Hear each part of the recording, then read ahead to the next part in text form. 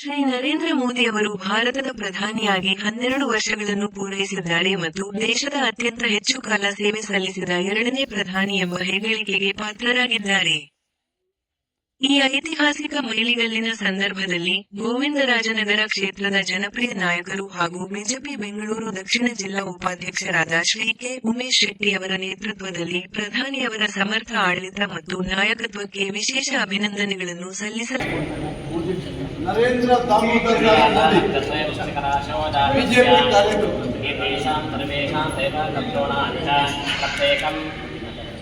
ಏನಿಲ್ಲ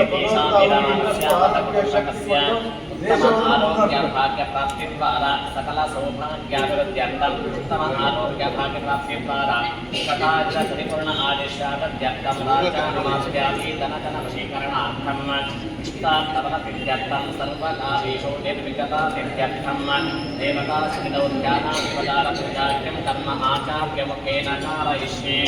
ಓಂ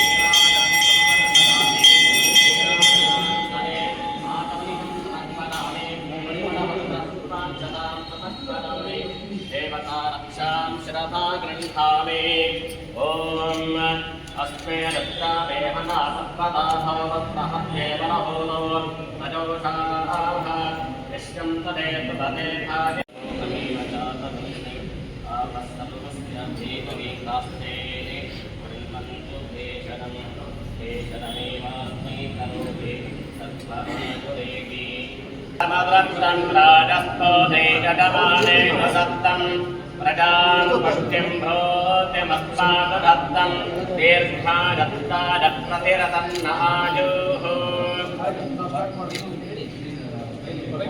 यमानस्य कामाः.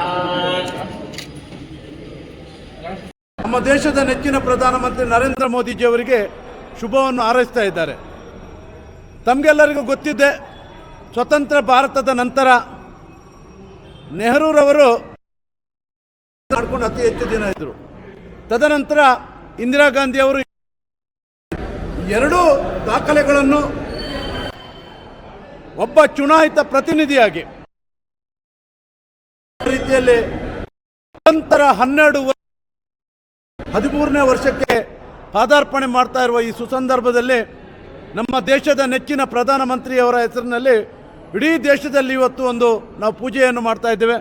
ಇಂಥ ಸುಸಂದರ್ಭದಲ್ಲಿ ಆ ಭಗವಂತನ ಹತ್ರ ನಾವು ಕೇಳ್ಕೊಳ್ಳೋದಿಷ್ಟೇ, ಇಡೀ ದೇಶದ 145 ಕೋಟಿ ಜನರ ಆಶೀರ್ವಾದ ನರೇಂದ್ರ ಮೋದಿಜಿಯವರ ಮೇಲೆ ಇದೆ. ಅವರಿಗೆ ಇನ್ನಷ್ಟು ಶಕ್ತಿ, ಇನ್ನಷ್ಟು ಆರೋಗ್ಯವನ್ನು ಕೊಟ್ಟು ಈ ದೇಶವನ್ನು ಮತ್ತಷ್ಟು ವರ್ಷಗಳ ಕಾಲ ಮುನ್ನಡೆಸುವಂಥ ಶಕ್ತಿ ಮತ್ತು ಆರೋಗ್ಯವನ್ನು ಈ ದೇಶದ ಮಹಾಜನತೆಯ ಪರವಾಗಿ ಭಗವಂತ ಅವರಿಗೆ ಕಲ್ಪಿಸಲಿ ಅಂತ ನಾನು ಪ್ರಾರ್ಥನೆ ಮಾಡ್ತಾ ಇದ್ದೇನೆ.